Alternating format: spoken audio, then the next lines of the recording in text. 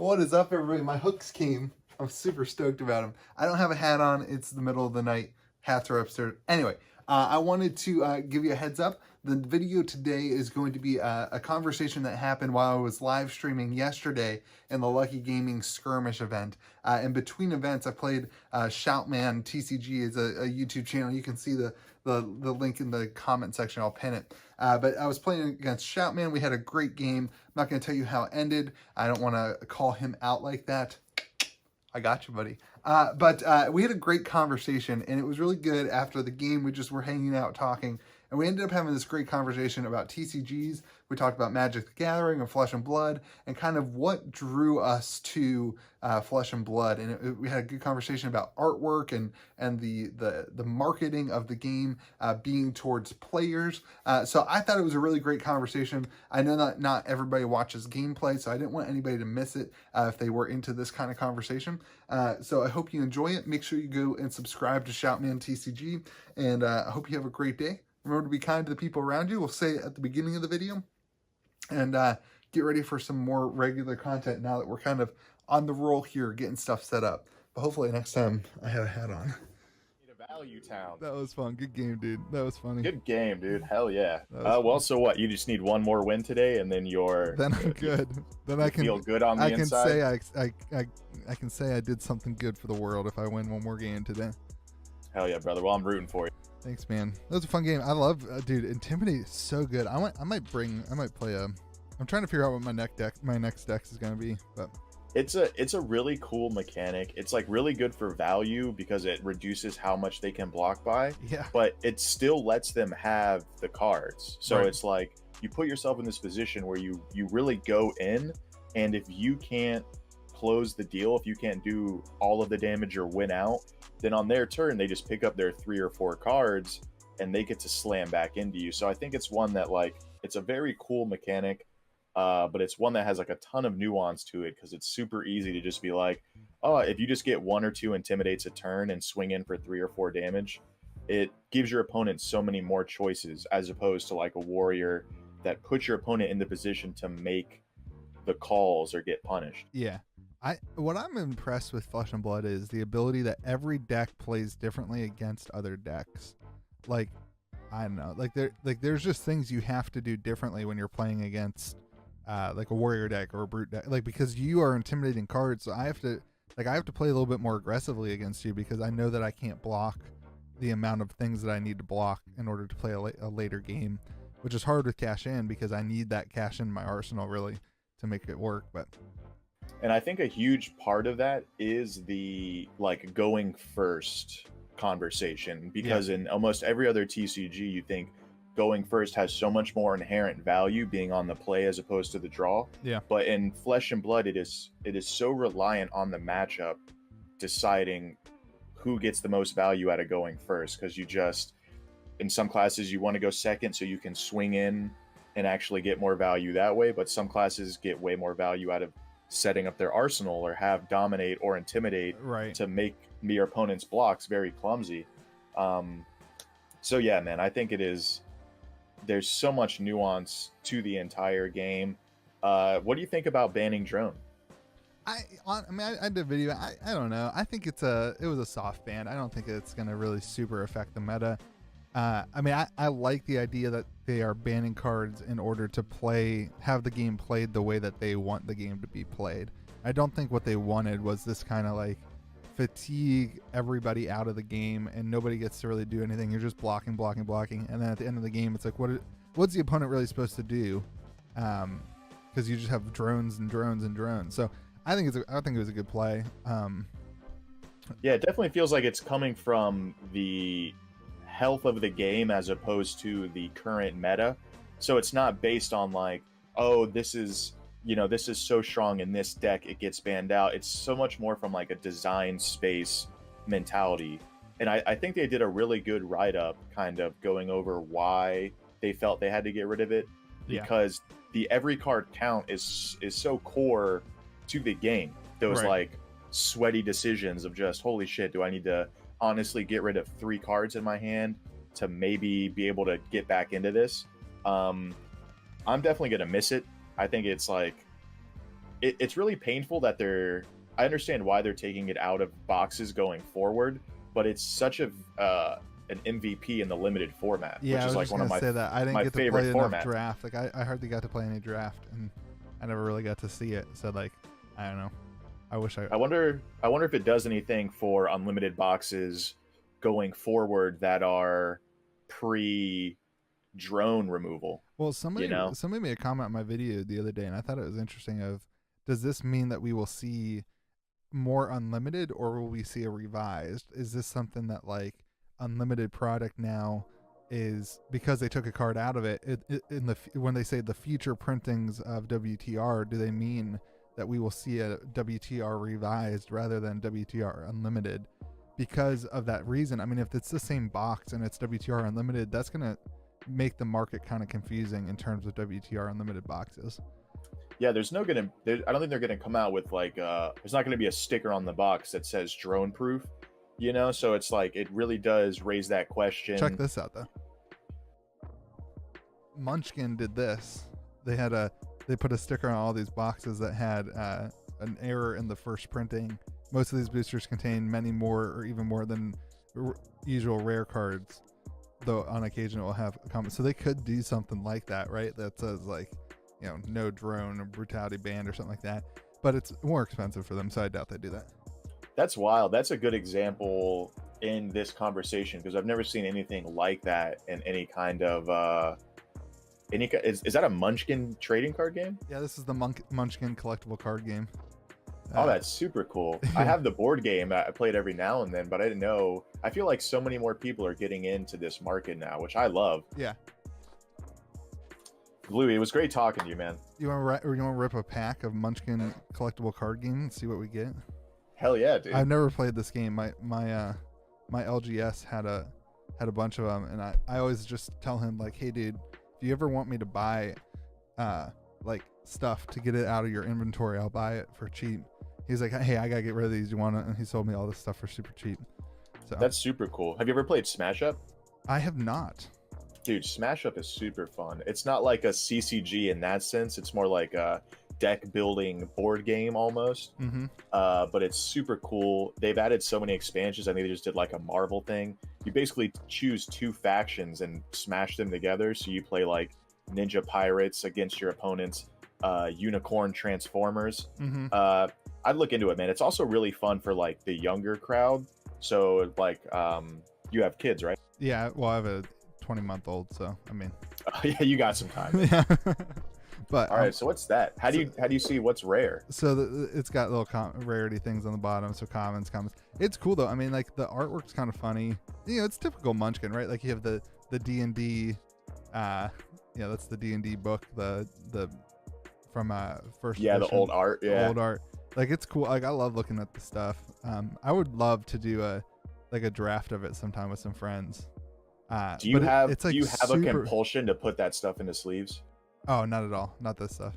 Oh, honestly, God, like I do.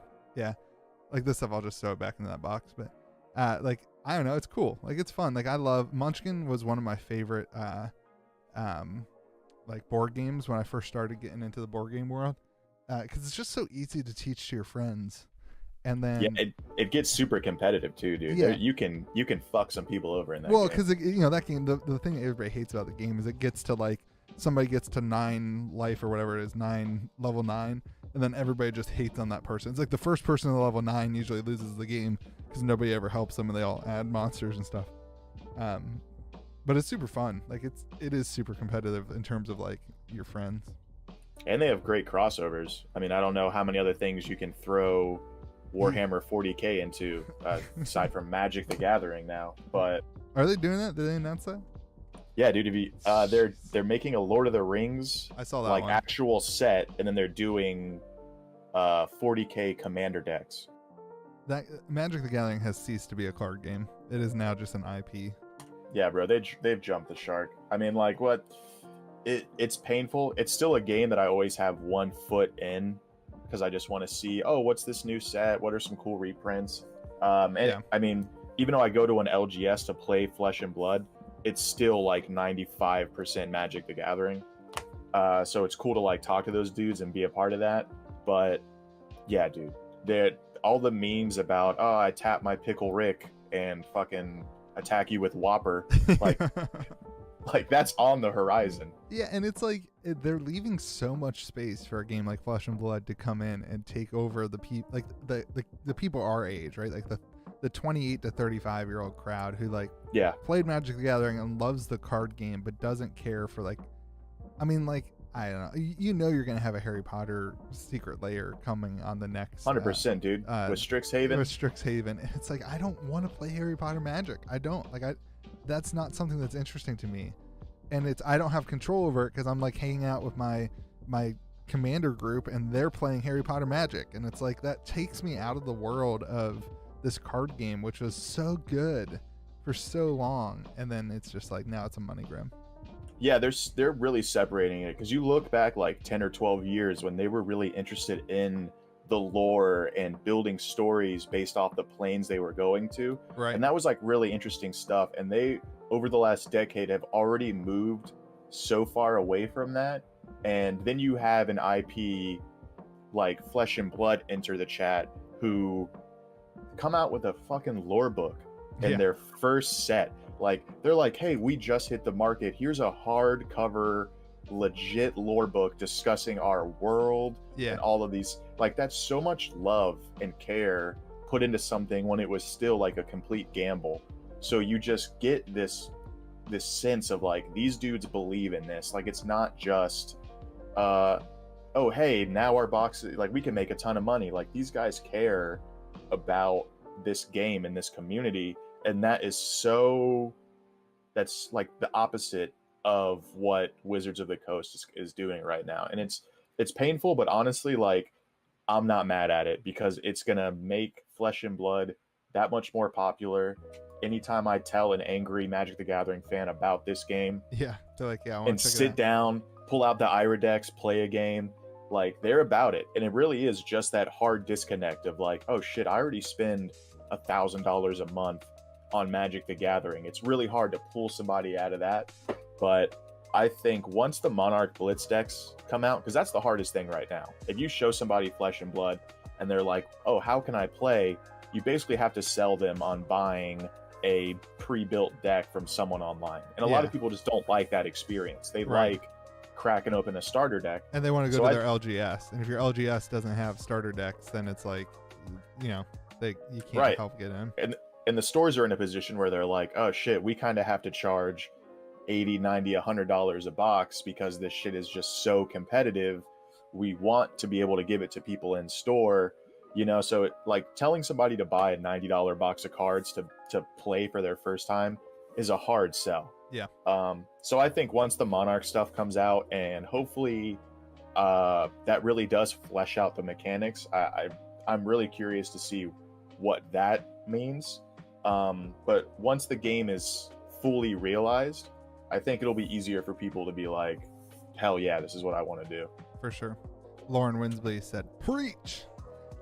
Preach. Yeah, and I think the starter decks are super important. I hope they do it right, though. Like, I don't feel like the starter decks they did for Alpha, they did right. You know, limiting them to 5,000, putting Alpha cards in. I don't think they anticipated the game growing as fast as it did.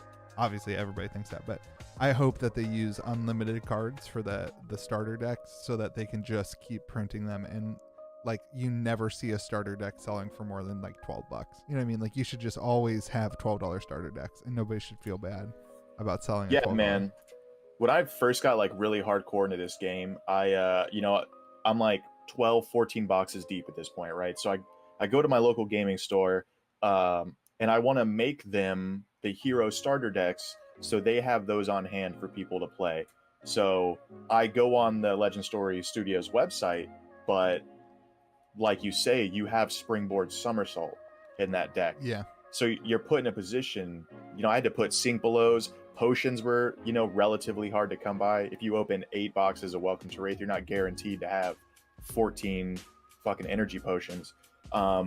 So I really hope they do kind of keep it strictly limited to what is in that set, so you have more freedom and like, oh, maybe I just bought 3 Monarch boxes, let me build these hero decks and not be forced into a position where I have to make changes, but they really couldn't have anticipated that collectors were going to snatch up, you know.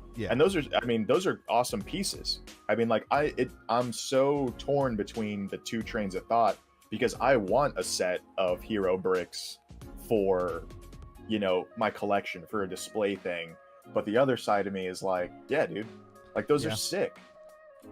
Yeah, I got but this at the for same 50 time, bucks. you're It's like, ridiculous. It's ridiculous how like stuff has jumped. Now they're hundreds of dollars. Shit, dude, just in like the last week, I look at like my equipment, and you look at Brayforge bracers, and that's like 160 now. Yeah, and even the unlimited versions are going crazy. They are, man, and there's a duality to it, because you love it owning the cards, and it also makes you a little fearful for their game because it's such a high barrier to entry for people who aren't already super deep in. Yeah, and I think the argument is like they are targeting. I think they are definitely targeting players who already play in TCG environment, and I also think the market is for 25 to 35 year olds, right? Like we have expendable income, so my thing is like, as long as Brayforge Bracers doesn't tank to 0 or tank to 35 or 40 bucks, I think it's okay for people our age to be like, okay, I'm gonna buy a $120 card. Where I think it gets into hairy stuff is like if the game was targeted to kids and the only way they could get in if their parents bought them $130 cards or something like that. But I love that they aren't targeting it for this like mass market of like growing the financial version of the game. They want it to be a game that's meant to be played. So yeah, it's super mature. And I mean, that's the thing where like I'm using a mangle mat, you know, like I can't take this to a Pokemon tournament and lay this out and be like, oh yeah, that's the dude's brain cavity, you know. I'm going to attach this electric energy to my Pikachu. Like some people might feel some kind of way about it, but it definitely is like a very mature game, and it's something I appreciate, you know. I'd much rather have like this kind of play mat than, you know, like big titty anime girl, you know. 100%. if we were talking about like Vanguard or, you know, all the other. I do not understand those games. Like, who are they targeting? Like 13-year-old boys? Like, they're targeting the weebs, dude. I don't know. They're man. there. I love anime. I'm a huge anime fan, but even that stuff is like, holy shit. Like, if I wanted to find that, I could. Don't put that like in my card game, you know. I don't need to be looking at a porno mat while I'm playing cards. You know what I mean? Like, I don't know. It's already easy enough to make misplays. Like, chill. I think, like, from the Flesh and Blood side too, it's funny. I think our community is full of dads. Like, I think there seems to be a lot of Flesh and Blood dads, and so I love that. Like, all the artwork is great, and it's adult. You know, there are adult. You know, what's that? Consuming vaporation, right? Like, there are adult scenes, but that's great art, dude. There's so much good art, but it's not like super inappropriate to the point where, like, if my daughter saw it, I'd be like, oh no, you know, go away. You know what I mean? Like, I love that. Like, they hide the Runeblade cards. Yeah, they toe that edge really good with their art, I think. Yeah, man, I'm so excited to see where the game goes, and shit, dude, I know that if I ever need to know how much my box of Crucible is worth, that there is a reliable channel out there that will tell me how well my cards are doing. I'm glad, man. All right, brother. Hopefully I'll see you around in some other skirmishes, dude. It was really nice talking to you. Yeah, man, this is a great conversation. I might actually clip this out and post this as a separate video, too. So I appreciate you, and that's a good conversation. Sounds good, brother. If you ever want to talk about some stuff, hit me up, dude. Yeah, dude. Have a good day, Christian. Be safe, man. Enjoy your games.